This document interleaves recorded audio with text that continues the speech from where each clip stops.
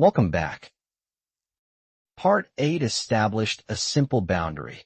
Claude can speed up useful language work, but people remain responsible for consequential decisions. Today, in Part 9, we will use that governance lens to find the cause of a weak result and repair the right layer. Drafting, summaries, analysis, brainstorming, and research are recoverable work. A person can inspect the result, correct a mistake, and decide whether the draft is useful before it affects anyone else. Legal, medical, financial, hiring, and safety decisions are different. When consequences are high, human review is not a final decoration. It is the control that catches errors before a generated answer drives action.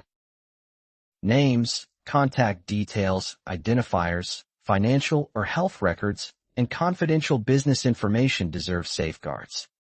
Before troubleshooting a response, first make sure the material itself belongs in the environment and workflow you chose. Minimize first. Remove or anonymize identifiers that Claude does not need to solve the task. Fewer sensitive details reduce exposure while leaving the useful business question clear enough to diagnose and improve. Sensitive business work belongs in the commercial plan or tools that your organization permits. That choice sets the boundary for troubleshooting too. Improve the task inside an approved environment, rather than bypassing safeguards for speed.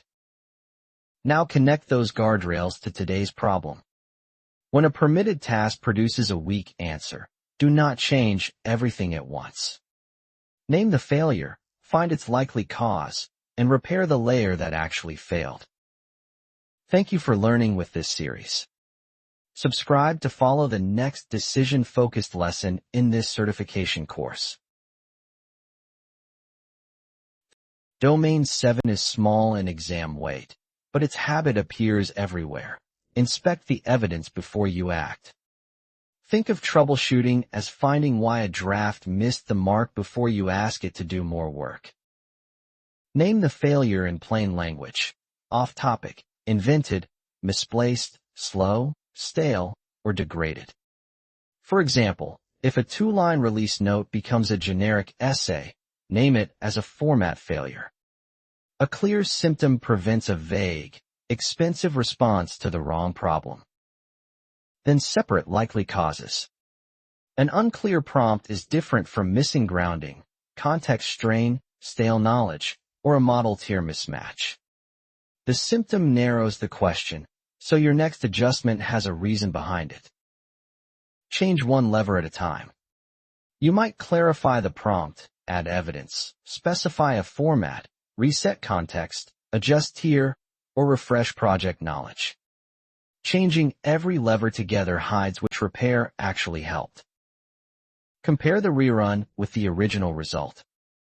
The new answer should solve the observed failure, not merely sound different. That comparison gives you evidence for keeping the repair instead of relying on a lucky variation. When a repair works, make it reusable. Put the tested instruction, source material, or configuration into a project. The next teammate starts from the better workflow rather than rediscovering the same fix. Finally, match capability to the job. Keep simple, high-volume work cheap and fast. Reserve higher capability for genuinely difficult work after you have checked that the prompt, evidence, and context are already sound. When output is poor, do not just re-roll and hope. Identify the symptom, likely cause, and matching fix, because each kind of problem needs a different repair. The useful move is not another blind rerun. Off-topic, generic, or missed-the-point output usually signals a vague, underspecified prompt. Add context, role, and format. The CCAO-F prompt structure gives Claude the specifics it needs instead of asking it to guess. Wrong facts or invented details are a grounding problem, not a style problem. The likely cause is hallucination or no grounding. Use provided documents, request citations, allow an honest "I do not know," and verify consequential claims. Domain 2 reinforces that evidence matters. Sometimes the idea is correct, but the shape is wrong. Too long, wrong tone, or an unusable format. State the length, tone, structure, and constraints explicitly. Then iterate against that requested shape, not a vague preference. If Claude ignores your documents, check whether the knowledge was loaded and whether the instruction required it. The likely cause is knowledge not loaded or no instruction to use it. Put sources in project knowledge and say use only these. Each row changes a different layer, so each deserves a different repair. A stronger model is not the answer when the conversation is crowded or the stored material is stale. This matrix separates the root causes before you choose a repair. When an answer degrades deep in a long chat, suspect context window strain. Restart the conversation or summarize the useful material. Domain 3 gives you this reset lever before you decide that more model capability is necessary. Consistently underpowered work on a hard task can mean the model tier is too low. Only after the request is clear, grounded, and manageable in context should you step up a tier. Domain 3 frames that as a deliberate choice. The opposite mismatch also matters. Simple, high-volume work can become slow or costly when the tier is too high. Step down to a faster, cheaper tier when the task does not need the extra capability. Outdated answers point to stale project knowledge. Update the knowledge so the model has current material to use. That is a Domain 5 repair, and it differs completely from changing prompt wording or swapping model tiers. Optimization is a small repair experiment. It identifies, diagnoses, and resolves underperforming prompts or poor outputs, then uses feedback and results to improve workflow efficiency. The point is evidence, not a lucky rerun. Observe the specific failure with precision, name exactly what is wrong. Do not say the answer is bad. Say whether it missed the point, invented a fact, ignored a document, used the wrong shape, became slow, or weakened in a long chat. Next, hypothesize the cause using the diagnostic table. The symptom may indicate a vague prompt, missing grounding, format constraints, context strain, model tier mismatch, or stale knowledge. A hypothesis gives the test a direction. Change one thing. Choose prompt clarity, grounding, format, model tier, context reset, or knowledge update. A single controlled change lets you learn which lever improved the result instead of blending several possible explanations. Rerun and compare the new result with the old one. Ask whether the named failure disappeared and whether a new defect appeared. The comparison is the evidence that turns a change into a validated repair. Keep what works. Save the improved prompt or configuration so the fix sticks and the workflow gets faster over time. Although this is the smallest domain, it applies domains 1 through 3 as a repeatable repair loop. A bigger model can be useful, but it is an expensive lever. Before you spend more, use the decision heuristic. Inspect the prompt, the available material, the context, and the configuration that shaped the weak result. Treat a bigger model tier as a later decision, not the first reaction. Cost is not evidence of a better input. More capability cannot recover purpose, context, role, or format that the instruction never supplied. First, prove that the cheaper input repairs are inadequate. Ask whether the prompt is clear and specific. Most poor output starts there. Check the task before changing capability. State the purpose, relevant context, requested role, expected format, and constraints. That makes the task visible before you change the engine. Then ask whether the needed material is actually in front of Claude. Make the relevant facts usable first. Grounding means usable source information is present, not merely known somewhere else. Clear instructions plus grounded material solve many failures without an upgrade. A repair path should make the cheapest justified action visible before capability changes enter the decision. Follow the sequence one choice at a time, using evidence rather than reflex. A long chat can degrade answer quality deep in the conversation. That symptom points to accumulated context rather than automatically proving that the model lacks capability. Diagnose the state of the conversation before scaling up the model. Reset context, restart, or summarize the useful material. Keep the facts, constraints, and decisions that matter. Leave the clutter behind. This gives the next attempt a cleaner working context and a fairer test. Only after the cheaper checks should you consider a higher model tier. If the prompt is clear, material is grounded, and context is manageable, a hard task may truly need more capability. That order controls cost and reasoning quality. An exam trap is an instinct that sounds decisive but skips diagnosis. The upgrade reflex reaches for the most powerful model or a different platform before checking whether the task, evidence, or context was ever fit for purpose. Reject use the most powerful model as an automatic answer. It skips whether the prompt ever supplied a clear task while costing more. First state what matters, who Claude should serve, and what shape the result must take. Reject switching platforms as a shortcut too. A different platform does not create missing evidence, sharpen a vague instruction, or restore a crowded context. The symptom should drive the repair, not a reflex to change products. Replace the reflex with a clearer prompt or better grounding. Optimize the input before spending more on the engine. If the repaired input still cannot handle a genuinely hard task, then a model tier decision has evidence behind it. Efficiency is a discipline, not a separate objective. Reliable teams make their decisions repeatable and use expensive capability intentionally. The following operating choices turn that discipline into a measurable workflow. One-off prompt. Make it a reusable project. Pair the working prompt with instructions so the team benefits without rediscovering the repair.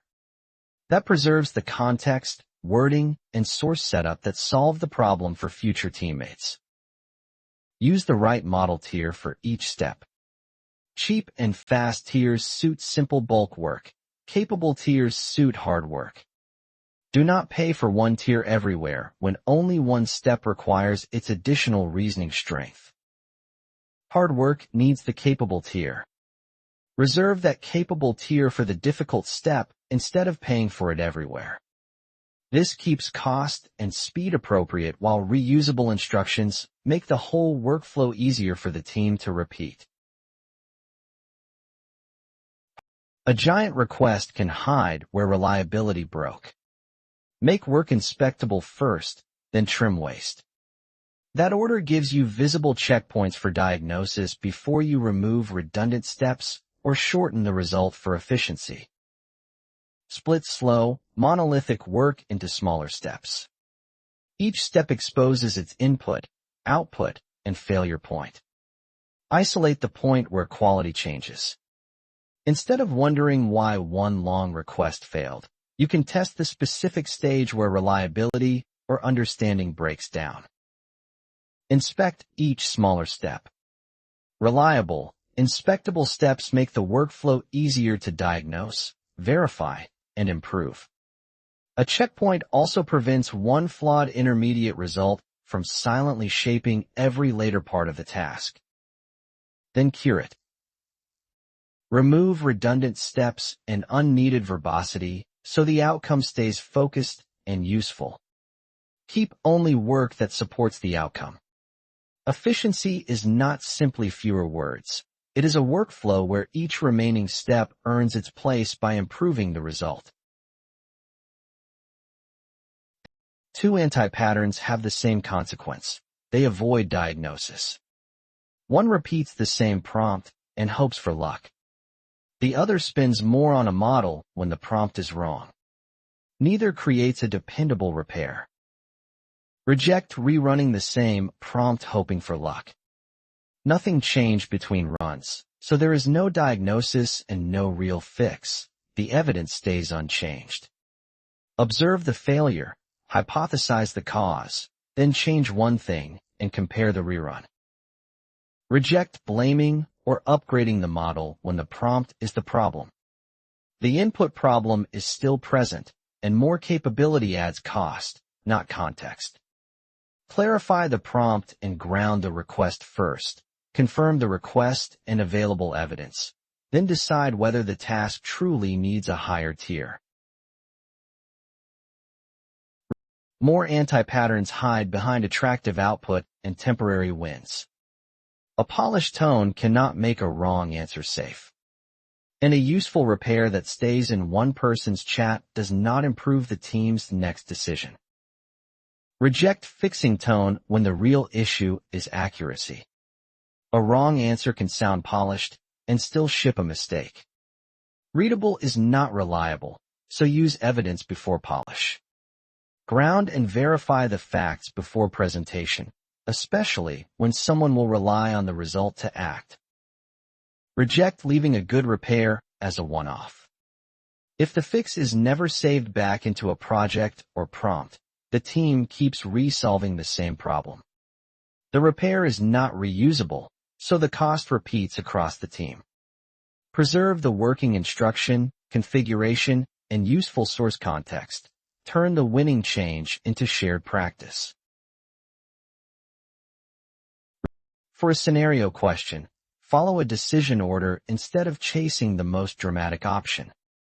Diagnose the symptom, improve the input, use the matching repair lever, and preserve the learning in a reusable workflow. Start by diagnosing before fixing. Match the observed symptom to the likely cause. That rule eliminates unrelated repairs and makes your answer explainable. You are changing this layer because the evidence points to this failure. Use the default rule, fix input before upgrade. Most poor output is a prompt problem, so clarify the request and ground it with usable information before changing model tier, platform, or any other expensive lever. Use the repair levers in order. Clarify the prompt, ground and verify, adjust format, reset context, adjust tier, then update knowledge. Each lever has a different job, so use the one the symptom actually supports. Preserve the gain. Put working prompts and instructions into projects, then match tier to task. This turns a one-time repair into team practice, with inexpensive capability used broadly and stronger capability reserved for difficult work. Study guide sources. Claude prompting best practices and reduce hallucinations support troubleshooting and verification habits. Together, they support the same exam habit. Make the task clear, provide evidence, verify what matters, and save the better workflow. You can now repair weak output with evidence instead of guesswork. Diagnose the symptom, then choose the matching lever, prompt clarity, grounding, format, context reset, tier, or knowledge. Compare the rerun and save the working prompt or configuration in a project so the team inherits the gain. Next session is Part 10, Decision Heuristics and Exam Readiness, where this repair habit becomes one exam decision loop. You will connect verification, cost, speed, governance, and human review across all 7 domains. Then complete a readiness check before Domain 1 practice. Carry this evidence-first discipline into every scenario question. I will see you in Part 10.